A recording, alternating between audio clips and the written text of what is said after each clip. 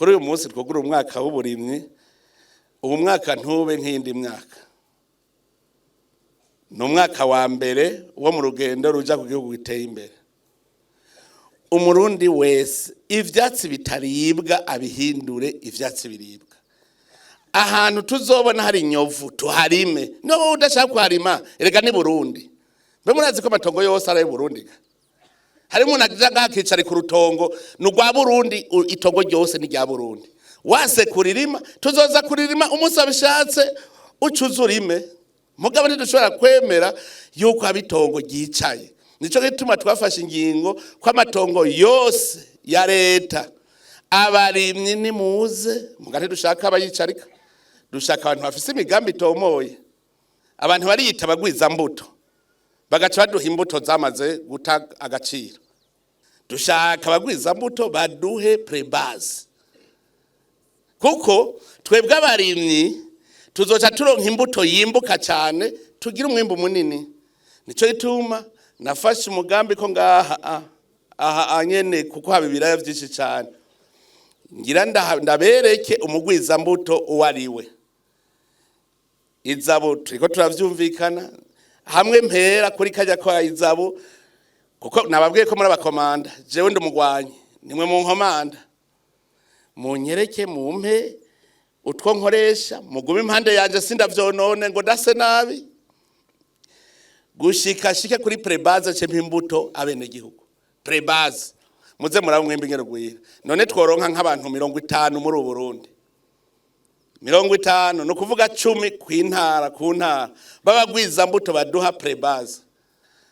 Duhere kugwiza buke buke, tugire minute berkire, tugire sushe zizane prebase tuzihe abarimyi. Mwakuvuga ngo umugwiza mbuto duha base, ivyo tugatubifute.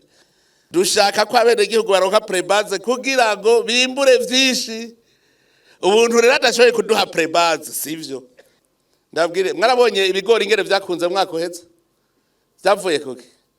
Leta niyo yagiye kwizanira imbuto, irizanira imbuto izana prebase F1. Jewe ubu narose ntahe ry'abateye imbuto zavuye kuri bijya bigori twateye mu mwaka uheze, biriko biheka 2-3. Jewe ni ntahe bariko baranshingira. Mugamwe bw'abagoronome ntavyo mwari muzi. Mugaje ndazi yuko igihugu cyaro kigura F1 mugaba kakizanira F3. Burya rero tugiye kwigurira twaguze F1, ubu no kuvuga ivyavuye ko ni F2, ntituradashikira ya F3. Nico gitangwa bunye ibigori bikunda. Hanyuma abarundi gere duhendwa twaciye twibagira imbuto yacu.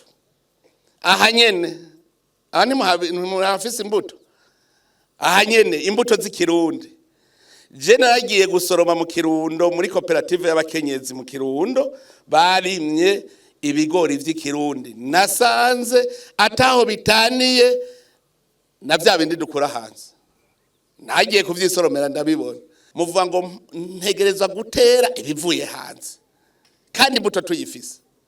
Mugitwengeje nza numva bariko bari dodomba ngo mbega ngo imbuto z'i Burundi ngo mwarazibagiye, ngo mbe nk'ubu isi yo kwiyugara nka kubwe kwa Covid muribuka ko yugaye isi, muzoca mutereke. Izabu himiriza ahubwo ngaha mu Burundi twikorera imbuto. Twari dushaka imbuto zikomeye zimeze neza, turavyikorera ngaha nyene. Kubera iki twida kubikora hanze? Kora nta bindi, umuti no gukora. Imbuto turazifise kandi zirakunda. Ndabasavye rero dutangurira aha kumuzi, kumushingi, tuduge, twimbure, dushore, dusubira twimbura. Uburimye je nasanze ari itunga rikomeye.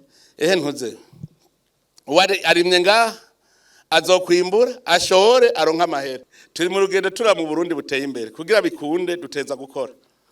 Ubwo rugendo ruraruhisha, rurimwe ibicantege vyinshi,